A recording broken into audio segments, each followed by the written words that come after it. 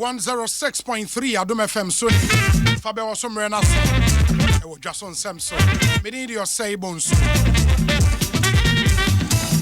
and ano juada ye shasie di nkomo efa Ghana National School Feeding Program and Nsem wom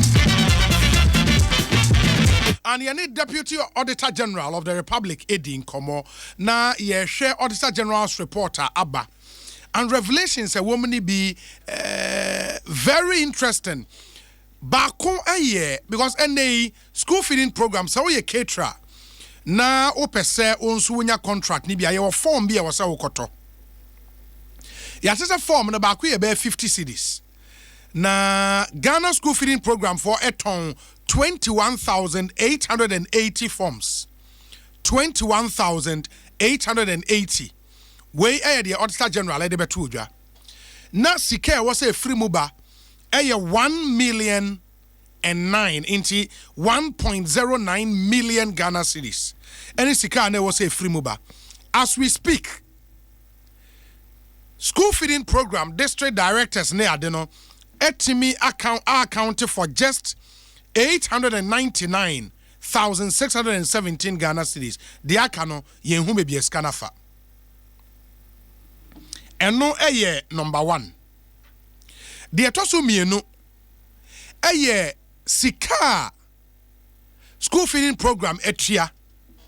Enti wutria sika for accounting purposes no e was a payment voucher ewo ho. As the auditors ba wo behu. Over 1 million Ghana cedis. Any sika yetua vouchers bia any ho to show say indeed school feeding program etia sika we ama asomesi. Voucher be any ho, receipt be any ho. And then mamen kwa homane so na Director of Finance and Administration Ghana School Feeding Program ni din e de akwesi efrifa mensa. Openye mo akwaba Fabɛwɔso so ni. Nuni amejo so me da se papa se wa mo kwenya kese kese. Edi kan Auditor General's report 2017 de no manya bi wahu. Pepa cho ame ho. Radio ebe o ma nko form kakra ma volume nko form me pa cho wa. Wa radio no na be me. Oh sir. Good. Enti muhu Auditor General's report revelations are a warm efa school feeding program hono ete wo saying. Yo me da se papa 2017 Auditor General report. Yes, Saka, the friend, management letter. Auditor General, na said yes, I wouldn't audit one seminar. Yeah, near the management report, Brewa, or respond. Now they are Auditor General. Now, or no so, and I'm on be a while, I say, or fast or not, or fast. Now, the area. The basic no the obeyance issues are no erezi no the here so the public accounts committee no the corner public accounts committee na afre institution no na wako you no yes sir eka ye no anamo a ese yetu e wo ho bia na ye guso a yetu bebre the edika ya wo kan ye fa MMDs ene sika e wo mo ho a yensa enka ye no de etiane ne say ansa na NPP abai ebepa akonwa no na ye caterers no this assembly na omo appoint omo a omo emfa ekwa bi as procedure bia so na omo de appoint caterers no NPP abai no omo ne say say ye ma omo ye ton forms ma omo ne no omo say that sign formal contract enunti ye plenty forms bia ye ton ye by ye ton to the MMDs and other metropolitan municipal and district assemblies across the country. Into the forms ni nyina kokoma MMDs no at the GCL receipt general accountant for receipt if we control accountant general at the koka home MMDs no and the letter any directives chere wo mo the cost of the form no almost all forms new year almost 4 forms no emre back to the office nesika omu enya ye no omu ntia enko ya account e Fidelity Bank na ye just can in area yen so tia e the sub consolidated fund a process I fast so and a person you raise funds e de ma abai no and answer o mine no say ya forms no na moton ba ko saying forms no me ba to na ba ko ye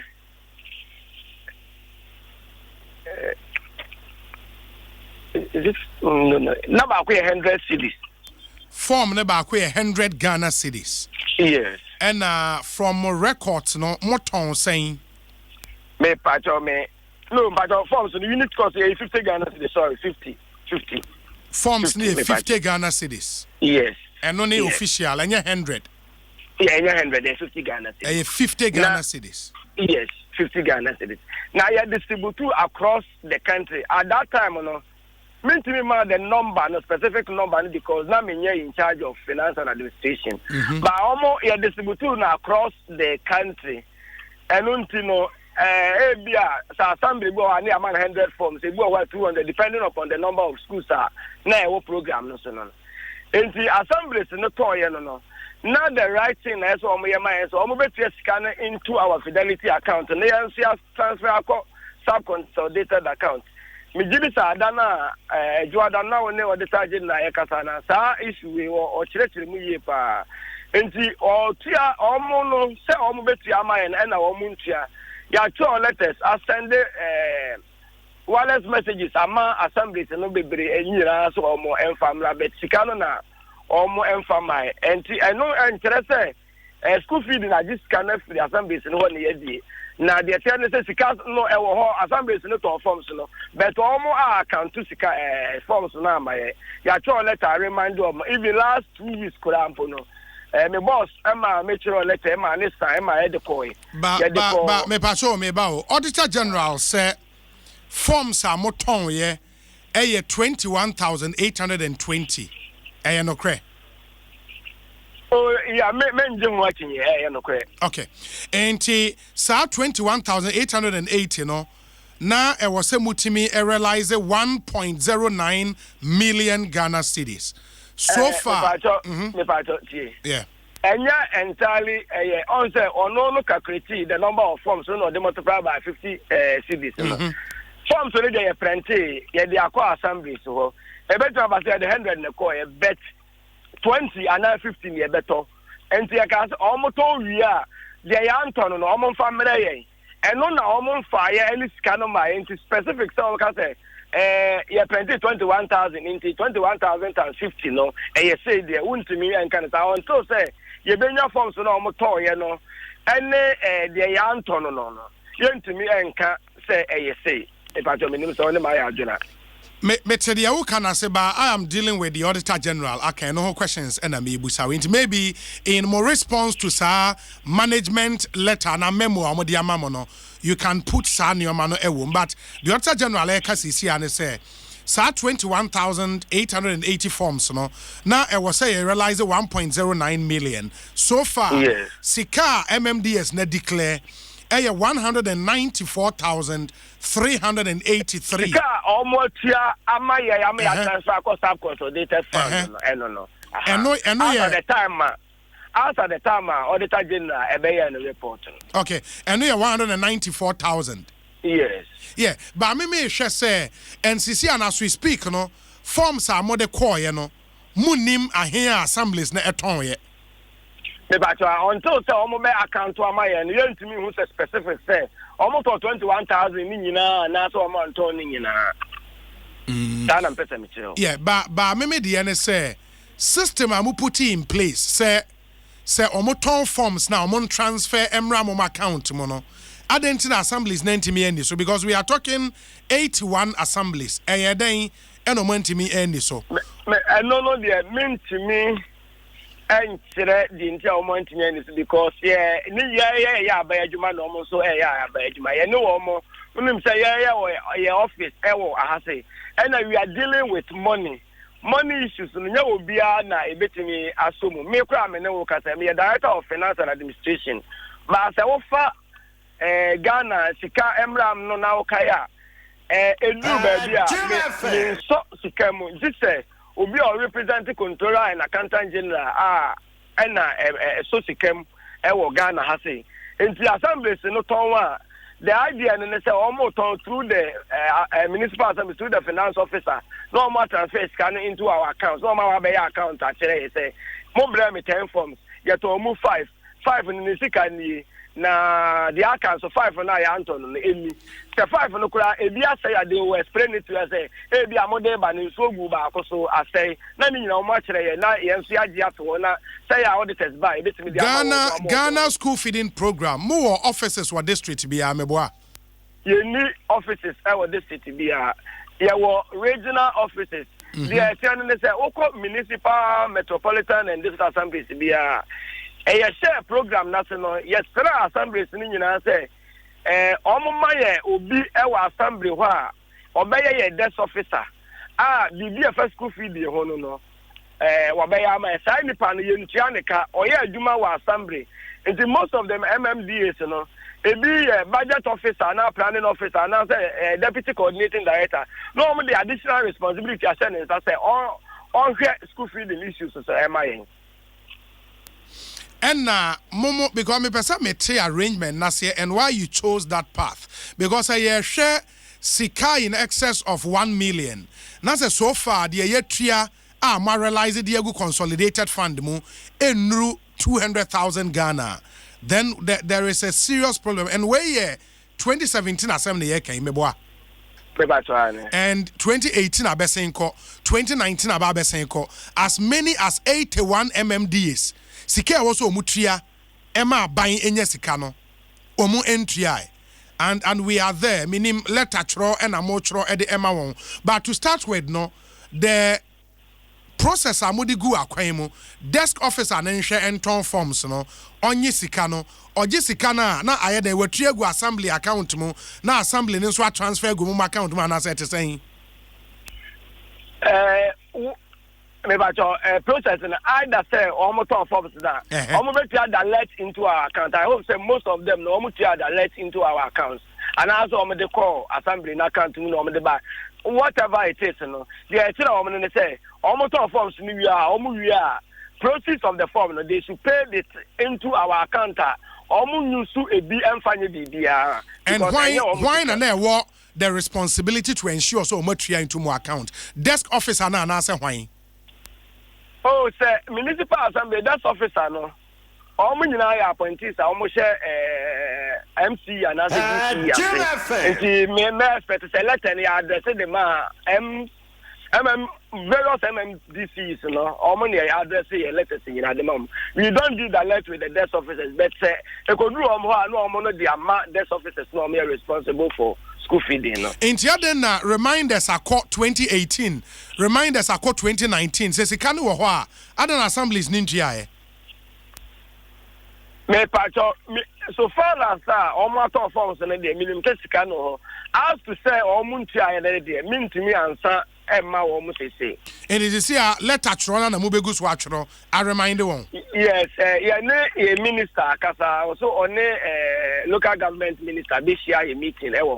Na it's a sanction be away so they sanction various MMDCs and other assemblies na ebe fa so am this kana banesa so twin be all the am be fa so and no yeah over 2 years ni o sa meeting na obekwa akwa over 2 years ni enya over 2 years no say 2017 assembly year came me no me be say me hu the agency are more as a program because sika assembly year yes me no ka say kwa me na make ababa asa wutwa ma no kakra say last 2-3 weeks ago ya tro various MMDAs na concern so obi anfa ya tro no kwa in general so wa wuntua usika no bia as soon as possible omuntua by 25th of August na no edwa dey omuntua into engu ya account na yemfa enko sub consolidated fund enti me wo leave kakra bet nyame power tira me call office na kwaku be chief accountant na ma hwedo so a omo ti ade aba nti frame o wa metimi ayi ano dey so aka be tun zamre we director of finance and administration auditor general and so SIT mo say management of the Ghana school feeding program have made unsubstantiated payment amounting to 1.10 million Ghana cedis. And Ekawa has said, our review of the cash book of the Ghana School Feeding Program revealed that a payment of 1.10 million Ghana cedis to a financial institution via check and check number dated March 27, 2017 was not supported with any payment voucher and other document. Is it then a BBC to me happen?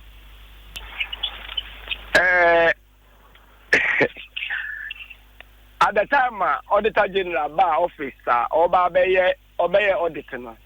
And yet, voucher now walk on one sem no, and your vouchers could a bar coupe. And now, accounts for no cabinet near the idea, no more that voucher, no more, but I mean, no, can say, that voucher no. Chief accountant, wow, Yato Safro, the Tajina, so I'm verified. Any time I'm mobile, and you're not voucher, Naira. Me pacho, I am and a voucher back up and cover 1.10 million Ghana cedis payment. Me pacho, I never made same Kurachewa. Voucher, no year, 2016. And company be any school feeding, a caterers, Voter region. Echo agreement. I think the company's name was Warnock Abbey or so. And almost surprised fridges, television, cooking utensils, and abobo ya those things. And Edema caterers, no, it was Eastern region and then Voter region. Into almost year, no, almost buy any about veterans here, then caterers and undertaking almost the buy. At that time, I wasn't there. But the minimum is on veterans here, no.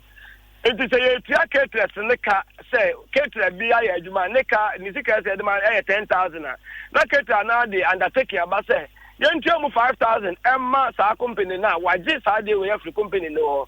Into yet a say, size canning in the two.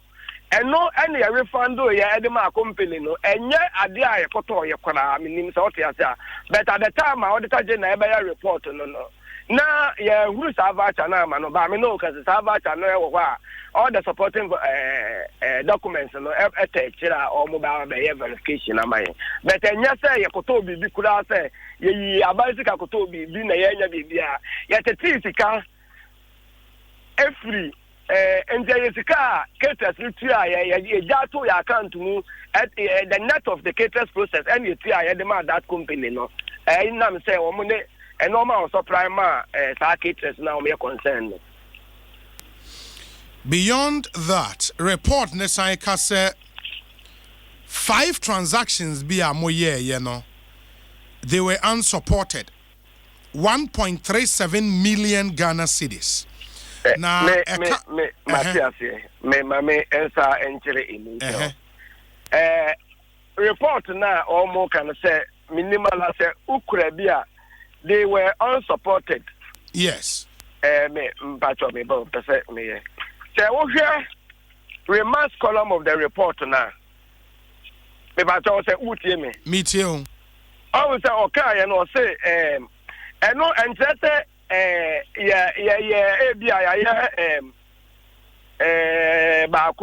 just want to take an example. So I say failure to service meeting of caterers and then after is the last one no. I would say call program the my caterers no. And you any car boy no. Your market be assigned, I have friend of payment sheet assigning. Auditors about all the necessary documentation was there, but auditors by normal say. Nanka, I say, you track anoma almost say we are. Almost list, you decline almost register, you be a program, you almost register, no be assigned. Near you be a telephone number. And no a separate sheet into almost open here. List of caterers are a buyer.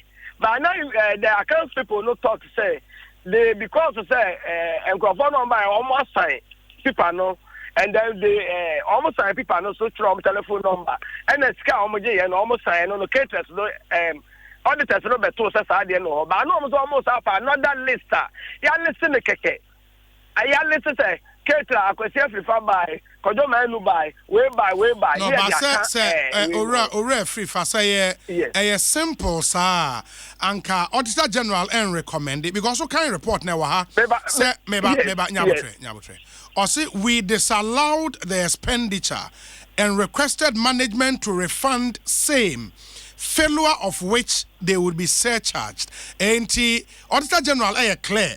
Say management and saying 3 says can 1.36 million. Baby amodi afan munko tuya emranya sa. Yes. Also we noted during the audit that disbursement in respect of the running of the operations of the program amounting to 1.3, but had no supporting documents attached to the 5 PVs, 5 payment vouchers, details below. And now let's say, into my main call back, also management inability to supervise and scrutinize that all relevant documents are attached to the payment voucher before being finally paid, occasioning the anomaly. 50, to promote prudence in the use of public funds, we urge management to ensure that future payments have the necessary supporting documents before they are affected and also desist from the practice. Management should produce the relevant documents to the PVs for verification. Okay. And the same report as I can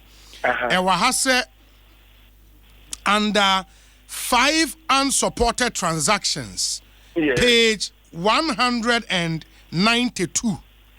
Hey, look at this. Kind of different thing, and they all want. Oh no, mean kind of different thing. Where the Auditor General's report under Ghana School Feeding Program, Head Office, Accra. Okay, okay. Maybe I would know a book, any other MMDs there no. No, where the entire report, the annual report of the Auditor Generals on the public account of Ghana. Okay. Because ministries. no copy. Fantastic. Management letter. We know may kind from the 4 report, no, and the 4 report, no, under 5 unsupported transactions. So said the Amakano, say, contrary to the above requirement and requirement, say section 39(2)(c) of the Financial Administration Regulations 2004 states that the head of account section of a department shall control the disbursement of funds and ensure that transactions are properly authenticated to show that amounts are due and payable. Nekawaha say, contrary to the above requirement, our audit disclosed that management failed to substantiate 5 payments totaling 1.368348 million Ghana cedis. Yeah, the same thing I made me fantastic. But fantastic. Weddings now we read is different from no in your management report, management letter omo de bre mo no. Ebia omo recommendation e wa ha na enka ho. But recommendation e ka say in view of management failure to substantiate the total payment of 1.368 million, we disallowed the expenditure and requested management to refund same, failure of which they would be surcharged. Recommendation e wa ha no. Okay, Mate. But me na me take the money say the activities now let's say 5 payment there is a list but a list of trainers required.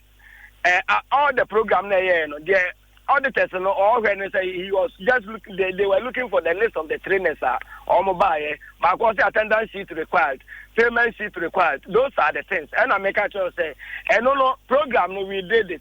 But all this information, they are there. You have auditors and say, I may verify. In the time, auditors nearby, and that's our list, no way. They are not made sure when they say, at that time, no, now you say, Saudi payment list, they attach to payment voucher. Now, SCS provided the list of the participants, said you are much, and until you want to cry, no, I'm discussing, okay, going forward, yeah, budget. that both list no near the attach Emma omokra no etiase but minim dem tie fire as akwakodu be say but the metumi aka ne say all the necessary documentations no ewo ho ba there oka any say ebeko public accounts committee ntie duru a yebe answer ne enquire the faso. The Ghana National School Feeding Program from Nioma Way Auditor General raising in this report, because beyond way, daily graphic and so inside aka information. Oman name some district, such as East District, for example, say pardon of enrollment figures. And so Emma, you lose to 141,000 Ghana cedis just for one district. Into enrollment figures, head teachers, indicators, the kabum no mudi biaka, omoba, namus we to escana edi amawon. Mo processes you lose, sir. And sister, I am the to cross one mammy, sir, Kenyano. Oh, said last Monday, and now Oka say 2008, 2018 Auditor General report. And now okay, actually now Auditor General no Kasai, and I shall say 2017. 2018 report. After now auditors now be report no. Yes. Minya MI into no eliho. Such East issue ya okay no. No correct, but said the city ni. Jim FM. Yeah, what na on say that na we school be this into nkum so ebi issue no yen school feeding program management ayo any detect issue no after the payment. What happened they say into nkum so no let's assume one name na me there into nkum so Presbyterian school into nkum so ya manipa akọ ye ehwehwemu amaye and I am you national security nyina asem no see na report to edema wo all the necessary information I say and as steps say school feeding taking no ya taking nyina they are telling us say how come ntunkum so a ya wa primary A e won ntunkum so and ya wa primary B e won ntunkum so and primary A no the ya ko hu ya ne say primary A no enrollment let us assume say 200 me pato yam fan say 200 and a primary B no yam fan say enrollment na no 150 and the school no me enu nyina aka bomu a ye 350 pato what am say and na ye okay try ho pato we from say Osei Bonsu. Okay indicator na wo ntunkum so no primary A no ye friend no Osei Bonsu. And now, Osei Bonsu no let's now the brain no. Osei Bonsu no yetianika on and no aduane primary A and primary B. In the school feeding yetianika ya Osei Bonsu no the omo ya ne so omo fa primary A and B enrollment na aka bomu no de ma primary A with the name of Osei Bonsu. Osei Bonsu no want to nkum so no aduane a no aduane de ma primary A and B. But because say you turn the car for the 350 Osei doesn't have a problem. And primary B no already another enrollment let's assume that is 250 as well. And already will be for yam fan the test any across the aquasia prefer. And say yeah can MS data data all the schools in Ghana GS or more so you had to compare and say and but these schools now yeah, they are and Sunny at ya. And you tell no, as a schools now, enrollment now, you a boroso. And you check and Nipa way office, or Mon Contum Kumso and Concord check it, such a east to and Concord check it that issues no my. And now, Yama, Mokoani, as I report to my national security no more every moon, Coco say. 141 million, another 141,000. No, and it's a car yet to acquire this data. Because of enrollment in the schools, so that almost something MI. Sitting in a car, it will be difficult to know. Say, yeah, into go to primary A and B. No, you can't bomb the A and a B. No, you didn't know another figures. I show. And yet auditors B and a call baby. Echo who you have a catcher. Yeah, na you who ye and I draw national security. Attention. Yeah, but Mono, why would you do due diligence after the fact. Motrias can we no answer na mokwe due diligence. Shouldn't it be for payment? I want to say yeah. And we are near South Transfer reconciliation. Juma no doso. You know, you so excel near the and I serve all the schools in Ghana. And your payment with the Mukwa more reduce more one and I say, and on the pressure and no buy a better who rectify that issue. No, 141,000 Ghana cedis, no, Ewahi. Pacho me ba me ba ho ya solid anko for enrollment figures in free baby a me she baby a enrollment no answer na be enrollment e wa Accra na e dia ya adwuma no kura no district director of education provided the list of schools the list of school feeding schools in the district now wa throw now wa sign no dia come municipal assembly and district assembly. No, almost actual cover letter. So now this year, another coordinating director assigned and send over their brand office. I'm a process. Say, there are a lot of your cases. Say, almost there be almost some boys say, yeah, underpay you tell me in chairman also. There is no way say you make 3 years say a member to you. Message that say you to enrollment 3 years car akoma will be. You see, you know, we are. Yeah, the data no compare MS data. Now, the other none of the adults or any the any you compare before we make payment. What make it our point? No, 141,000 Ghana is a mutual boss on our hand. Yes, na December, na last year December, and you throw letter the command district and they say, refund that I think they are 3 reminders at the ama district no say more every refund this can embrace. Me no ka say Sankai.